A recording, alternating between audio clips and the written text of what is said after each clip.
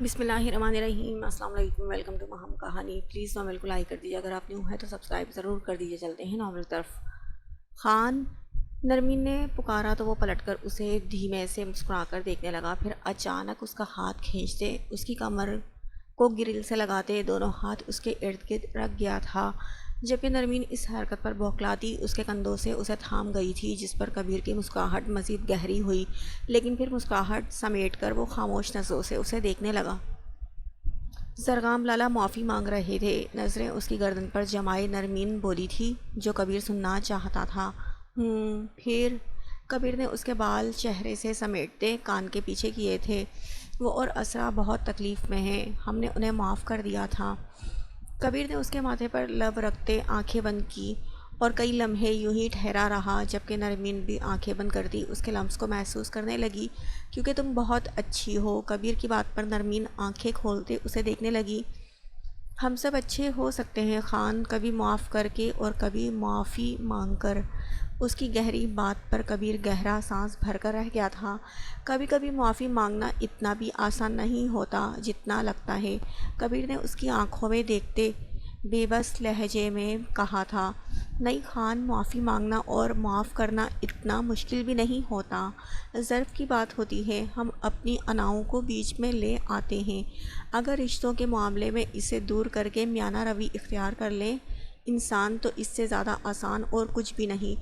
اس کی بات سنتے کبیر آسمان کی گہرائیوں میں نظروں کو گم کر گیا تھا۔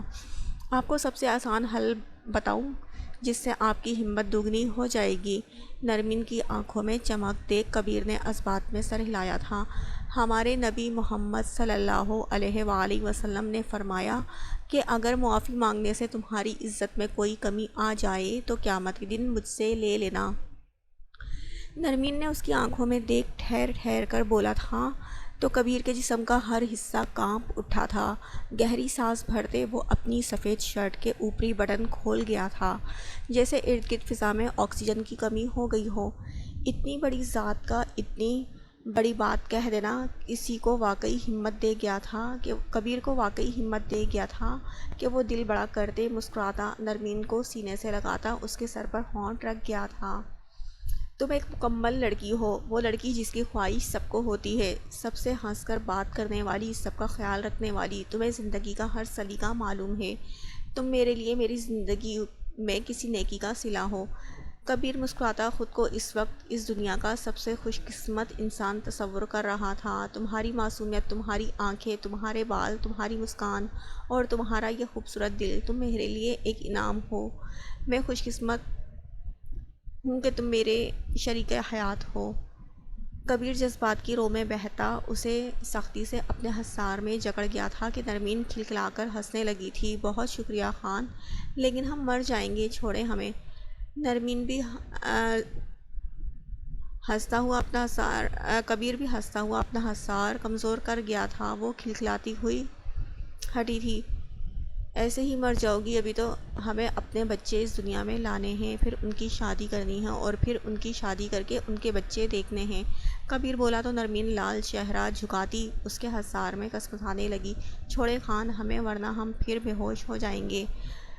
آپ کی پکڑ اتنی سخت ہے، نرمین جھیپتی ہوئی بولی تو کبیر اسے گھورنے لگا۔ خبردار، اب تم بے ہوش ہوئی تو، ورنہ میرے پاس اور بھی بہت طریقے ہیں تمہیں ہوش میں لانے کے لیے۔ کبیر کی گھوری پر اور اس کے الفاظ سنتے وہ آنکھوں سے دیکھنے لگی تھی، اسے شرماتی آنکھوں سے دیکھنے لگی تھی۔ ہمارے خان بہت اچھے ہیں اور ہم جانتے ہیں وہ سب ٹھیک کر دیں گے۔ کبیر کی گردن کے گرد گھیرا بناتے وہ اپنی بات مکمل کرتی، پیروں کی انگلیاں اونچی کرتی اس کی گردن میں چہرہ چھپا گئی تھی کہ اس کی اس معصومانہ حرکت پر کبیر کتنی بار دل نہ ہارتا۔ ہائے جانم، ایسے ہی اپنے خان کی تعریفوں کے پل باندھتی رہو، تمہارا خان ایسے انعامات کے لیے تو موت کے کنویں میں ریس لگانے کو بھی تیار ہو جائے گا۔ پھر کہا لگاتا اسے باہوں میں اٹھا گیا تھا، جبکہ وہ بھی اس میں سمٹتی مسکراتی اس کی گردن میں چہرہ چھپا گئی تھی۔ اسرا اپنے مورے کے گلے لگی تو اس کی آنکھوں میں اس کے آنسو گال بھگونے لگے تھے۔ اسرا بیٹا اپنا خیال رکھیے گا، وہاں اسمارا آپ کو بہت شدت سے یاد کر رہی ہے اور ہمیں یقین ہے وہ ہماری بیٹی کا پورا خیال رکھیں گی۔ شاہانہ بیگم نے مسکرا کر پہلے اسرا اور پھر زرغام کو دیکھ کر جملہ مکمل کیا تو زرغام بھی دھیما سا مسکراتے اس بات میں سر ہلا گیا تھا۔ ماموں جان، میں جانتا ہوں بہت سی غلطیاں ہو گئی ہیں مجھ سے، لیکن اس کے باوجود مجھے موقع دینے کا شکریہ۔ میں اس بار آپ لوگوں کو مایوس نہیں کروں گا۔ وہ برہان صاحب کے گلے لگا تو وہ سنجیدہ تاثرات لیے اس بات میں سر ہلا گئے تھے۔ باپ تھے، اپنی بیٹی کی حالت اس طرح کیسے بھلا دیتے جو اس نے برداشت کی تھی۔ ہمارا بھروسہ ٹوٹنے مت دیجیے گا اور نہ ہماری بیٹی کا مان ٹوٹنے دیجیے گا جو اس نے آپ پر دکھایا ہے۔ وہ اس کا کندھا تھپتھپا گئے تھے جس پر وہ اس بات میں سر ہلا گیا۔ فردان نے اپنی بہن کے سر پر ہاتھ رکھتے اسے سینے سے لگایا تھا۔ یہ مت سمجھنا گڑیا کہ تم لاوارث ہو، کسی بھی پریشانی میں سب سے پہلے ہمیں یاد کرنا۔ تمہارے لیے یہاں سب ہیں، بابا، چاچا، لالا، ہم سب ہیں۔ بس ایک پکار دیا کرو اور ہم سب تمہارے پاس ہوں گے۔ فردان اسے سمجھا رہا تھا جو مسکراتی سر اس بات میں ہلا گئی تھی۔ اور تم میری بہن جب چاہے گی یہاں آئے گی، اور اگر اب تم اسے لے کر کہیں گم ہوئے تو مجھ سے برا کوئی نہیں ہوگا۔ فردان کی دھمکی پر زرغام اسے زبردستی گلے سے لگا گیا۔ تو فکر نہیں کر، تیری بہن جب چاہے گی وہاں رہے گی، جب چاہے گی یہاں رہے گی۔ خیال رکھیے گا بیٹا، اپنا بھی اور اسرا بیٹی کا بھی۔ جی داد جان، آپ بے فکر رہیں۔ زرغام نے جملہ مکمل کرتے اسرا کو دیکھا تھا جو سنجیدہ تاثرات لیے اسی کو دیکھ رہی تھی۔ یہ تو وقت نہیں بتانا تھا کہ زرغام کے آگے مزید کون سی آزمائش باقی ہے۔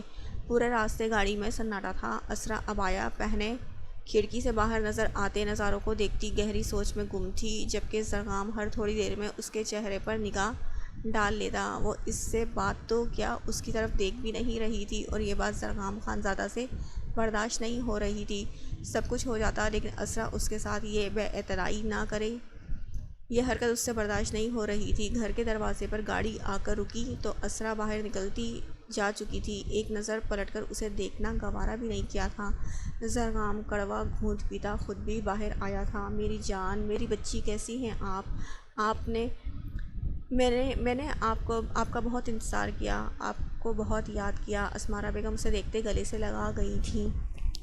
اسرا بھی ان کے سینے سے لگتی سکون محسوس کرنے لگی۔ جب اسماعیل صاحب نے بھی اس کے سر پر ہاتھ رکھ کر اس کی خیریت دریافت کی، اسمارا بیگم اس کا ہاتھ تھامتی اسے کمرے میں لے گئی تھی۔ جب زرغام پیچھے کھڑا یہ سب دیکھ رہا تھا، اس کی مورے نے اسے دیکھنا بھی گوارا نہیں کیا تھا۔ وہ کتنی ہی دیر ان کا چہرہ دیکھے گیا، جبکہ اسماعیل صاحب بھی اسے دیکھتے باہر جا چکے تھے۔ زرغام نظریں نیچے کیے کئی لمحے وہاں کھڑا رہا، پھر وہ اپنے کمرے کی طرف قدم بڑھا گیا تھا۔ بیٹھیں۔ اسمارا بیگم اسرا کو اپنے قریب بٹھاتے وہ اس کے معصوم چہرے کو چوم گئی تھی، جس پر اسرا مسکراتی انہیں پیار سے دیکھے گئی۔ ہمیں معاف کر دیں بیٹا، ہمارا اپنا بیٹا اپنا کھوٹا سکہ نکلا، ہم نے سوچا تک نہیں تھا زرغام ہماری تربیت کا ہمیں یہ صلہ دیں گے، ہم انہیں کبھی معاف نہیں کریں گے۔ اسمارا بیگم شرمندگی سے سر جھکائے بولی تھی کہ اسرا پیشانی پر بل ڈالے ان کے کندھے تھامتی ان کی تھوڑی کے نیچے ہاتھ رکھتی ان کا چہرہ اونچا کر گئی۔ نہیں پھپھو جانی، کیسی باتیں کر رہی ہیں آپ کی تربیت میں کوئی کمی نہیں ہے، جو ہوا وہ ہماری قسمت میں تھا، وہ ایسے نہیں ہیں جیسے وہ ظاہر کرتے ہیں۔ آپ شرمندہ نہ ہوں پلیز، اور انہیں معاف کر دیں۔ نہیں بیٹا، اس نے جو آپ کے ساتھ کیا وہ ہماری تربیت پر تماچا تھا۔ کیسے ہم اپنے بیٹے کو اس کی عزت کی، اس کی بیوی کی قدر کرنا نہ سکھا سکے۔ اسمارا بیگم کی شرمندگی بھلائی نہیں بھول رہی تھی۔ پھپھو جانی، وہ ہمیشہ سے ایک اچھے انسان تھے، ایک اچھے بیٹے تھے، یہ آپ کی تربیت ہی کا نتیجہ ہے کہ وہ ہمارے ساتھ جیسے بھی تھے یا انہوں نے ہمارے ساتھ جو بھی کیا، اس کے باوجود وہ ہمیں بہت پیار کرتے ہیں۔ جزا اور سزا دینے کا مالک اللہ تعالیٰ ہے۔ آپ پلیز انہیں کسی دوسرے امتحان میں مت ڈالیں۔ ان کی اپنی زندگی لوگوں کی دھتکار اور نظر اندازی میں ہی گزری ہے، اور آپ تو ان کی ماں ہیں، اس وقت انہیں سمجھیں، ان کے ساتھ بیگانوں سا رویہ مت رکھیے گا پلیز پھپھو جانی۔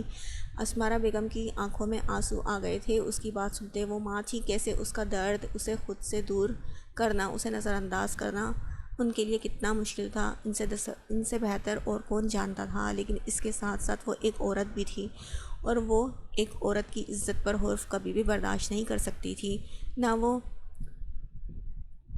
کسی کو بتا سکتی تھی یہ بات کہ آج اپنے بیٹے کو اتنے زخموں سے دیکھ ان کے دل کو اندر سے کسی نے بری طرح سے کچل دیا تھا، لیکن انہوں نے ایک طرز کی نظر بھی اس پر نہ ڈالی تھی جو اپنی ماں کو رحم طلب نگاہوں سے دیکھ رہا تھا دروازے پر کھڑا۔ پلیز پھپھو جانی، انہیں معاف کر دے۔ اسرا کی بات پر وہ سوچوں کے بھنور سے نکلتی اسے دیکھنے لگی۔ اللہ نے ہمیں بہو کی صورت میں بیٹی سے نوازا ہے، آپ جیسی بہو، بیوی، بیٹی اور بہن اللہ سب کو دے۔ میری جان، ہمارا بیٹا بہت بدقسمت ہے جو اس ہیرے کی قدر نہ کر سکا۔ وہ اسرا کا ماتھا چومتی پیار بھری نظروں سے دیکھتی بولی تھی، جس پر وہ پھیکا سا مسکرا گئی تھی۔ راحمہ رات کمرے میں آئی تو اس کی طبیعت کچھ عجیب سی تھی جو اس کی سمجھ سے پرے تھی۔ ہر تھوڑی دیر کے بعد اسے کھڑے ہوتے چکر سے محسوس ہو رہے تھے جسے اگنور کرتی وہ ادھر سے ادھر کام میں مگن تھی، لیکن اب کمرے میں آتے اسے متلی محسوس ہونے لگی تھی۔ بستر تک آتے آتے اسے متلی ہوئی تو وہ فوری دوپٹہ بیڈ پر رکھتی واش روم کی طرف بھاگی تھی۔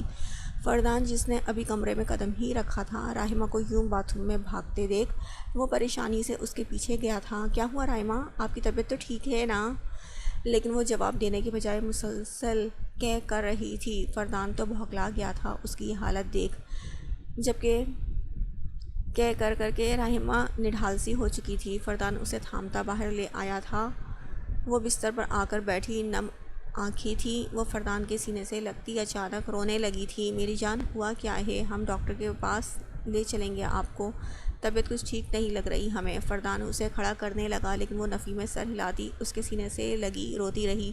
فردان پریشانی سے اس کی پشت سہلانے لگا۔ جب وہ خاموش ہوئی تو فردان اسے پیچھے کرتا اسے دیکھنے لگا، البتہ حصار ابھی بھی قائم تھا۔ کیا ہوا میری جان، آپ کی طبیعت کو؟ ایک ہاتھ اس کی کمر میں ڈالے، دوسرے ہاتھ سے پیشانی سے اس کے بال چہرے سے ہٹاتا انہیں سنوارنے لگا۔ پتہ نہیں، ہمیں شاید کچھ الٹا سیدھا کھا لیا تھا ڈنر میں، متلی ہو رہی ہے، ہچکیوں سے اسے بتا گئی تھی۔ تو میری جان، اس میں اتنا زیادہ رونے کی کیا بات ہے؟ ہم ابھی آپ کو ڈاکٹر کے پاس لے چلتے ہیں۔ راحمہ نفی میں سر ہلانے لگی۔ نہیں، ہمیں نہیں جانا، ہمیں یوں ہی آپ کے سینے پر سر رکھ کر سونا ہے، ہم ٹھیک ہیں اب۔ راحمہ منمناتی بولی تھی کہ فردان اس کی ایسی حرکتیں ہونکوں کی طرح دیکھنے لگا۔ ابھی وہ الٹیاں کر رہی تھی، پھر بلا وجہ رو رہی تھی اور اب وہ نیندوں میں چلی گئی تھی۔ وہ اسے ٹھیک سے بستر پر لٹاتا، خود بھی